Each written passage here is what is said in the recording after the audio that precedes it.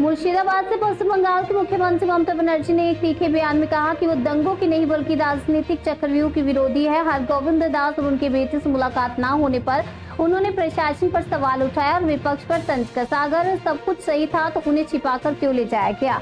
ममता ने ओडिशा, बिहार जैसे राज्यों में बंगालियों के खिलाफ हो रही हिंसा का भी मुद्दा उठाया। बीएसएफ फायरिंग पर केंद्र सरकार से जवाब मांगा। उन्होंने जगन्नाथ धाम विवाद, बेलडांगा में भड़काऊ भाषण और मानवाधिकार आयोग की सक्रियता पर भी सवाल खड़े किए। मुख्यमंत्री का कहना है कि वह किसी धर्मीय समुदाय के खिलाफ नहीं बल्कि दंगों, राजनीतिक साजिशों के खिलाफ है।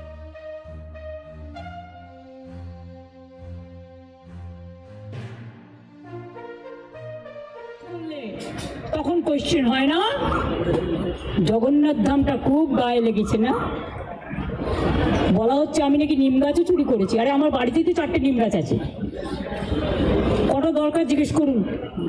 আমাদের চুরি করতে হয় না, চুরি বিদ্যা ভয়ঙ্করী যদি যে পরে ধরা। যারা চোর, মাদার অফ থিপস আর সাউথস মোস্ট, চোরের মায়ের বড় গলা, চোরটি মায়ের জোরসে বলে। তুমি যদি হিন্দু ধর্মের সমর্থক হও তাহলে তুমি জগন্নাথ ধাম নিয়েও, মমতা ব্যানার্জি নিমকাঠ চুরি করে জগন্নাথ ধাম করেছে, মমতা ব্যানার্জির এই অবস্থা হয়নি। আমাদের মূর্তি তোমার মেলে ছিল, জগন্নাথ মূর্তি কিনতেও পাওয়া যায়, এটা মাথায় রাখবেন। আমার বাড়িতেই তো আছে, আপনাদের অনেকের বাড়িতেই আছে।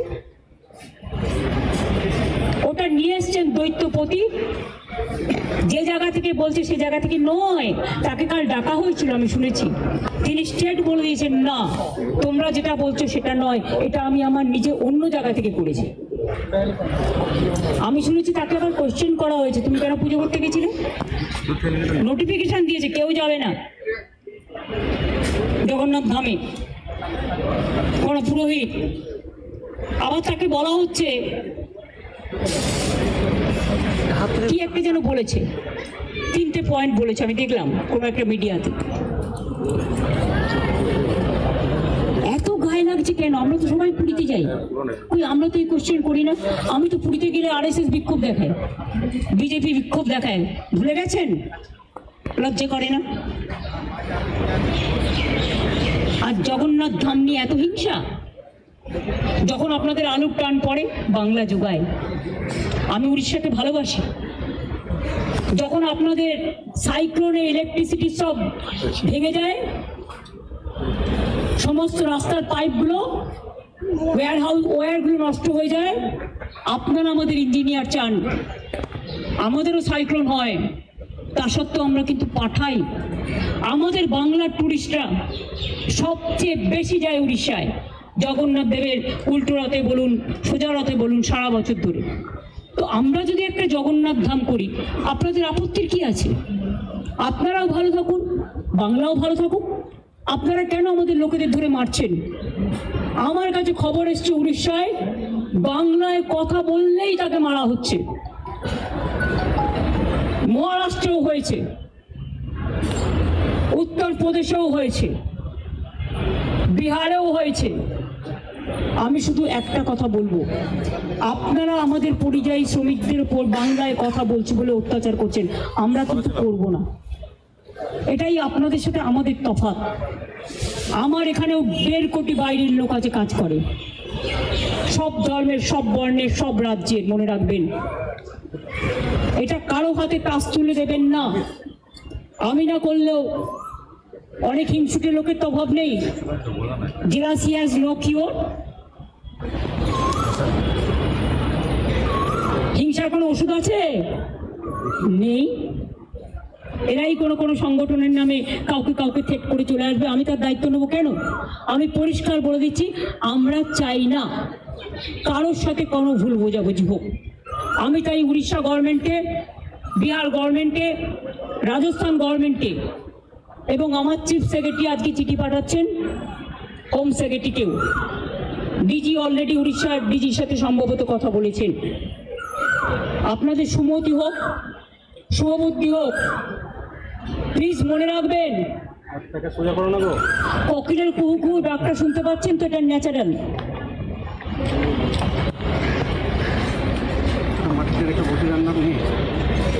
এই ডাক শুনতে আমাদের খুব ভালোবাসি আমরা। কিন্তু কাক আবার কর্কশ কণ্ঠে কিন্তু ডাকে। দ্বারকাকও আছে, চিলও আছে, শকুনিও আছে।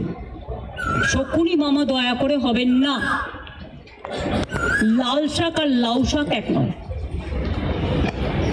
পরিষ্কার বলছি। আমি নয় দুটো পরিবারের সাথে দেখা করে 10 লক্ষ টাকা করে আমাদের কমিটমেন্ট ছিল, হাতে তুলে দিয়ে আসতাম। তো আপনারা লুকিয়ে নিয়ে গেলেন কেন? এটা কিডন্যাপিং করে নিয়ে যাওয়া নয়, কাউকে নিয়ে যাওয়া। তাদের দিয়ে কালকে আমাকে খুব গালাগালি দিয়েছেন, দিন না, আমায় গালাগালি দিলে আমার গায়ে ফোসকা পড়বে না। বাট যারা দাঙ্গা করেছেন তারা বুঝে রাখুন, আপনারা করছেন দাঙ্গা আর গালাগালি খাচ্ছে আমি। কেন? আমি কি আপনাদের কাউকে বলেছি কেউ কারো বিরুদ্ধে দাঙ্গা করুন? আর বিএসএফ বা কেন গুলি চালিয়েছিল?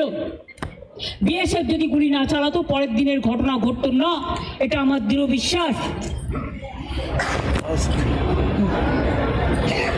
এবং যদি আপনারা বলেন দুটো মসজিদের ইমামকে ফোর্স করা হয়েছে, তাহলে এখানে কোনো একটা সেবাশ্রম আছে, আপনারা জানেন তিনি কি করেন, তার কি কীর্তি, তার কি কুকীর্তি, তিনি কিভাবে মানুষকে প্রভোগ করে, বেলডাঙ্গা থেকে শুরু করে একেবারে সুতি ধুলিয়ান সব। আমি কিন্তু প্রত্যেকটা কাজ জানি। আমাকে এত দুর্বল ভাবার কোনো কারণ নেই। এমন করি মাঝে মাঝে রাতে লাইট নিভিয়ে দেয়।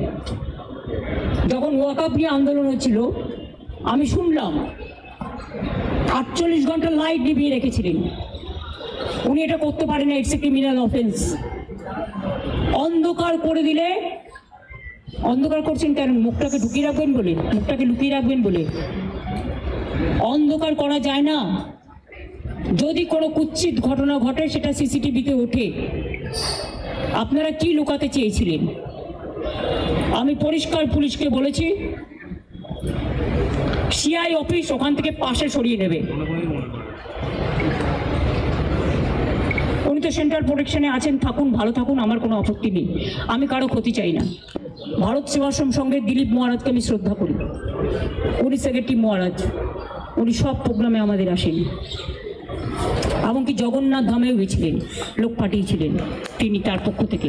তিনি যেতে পারেননি, শরীরটা খারাপ ছিল, মা কালী মন্দিরে এসেছিলেন।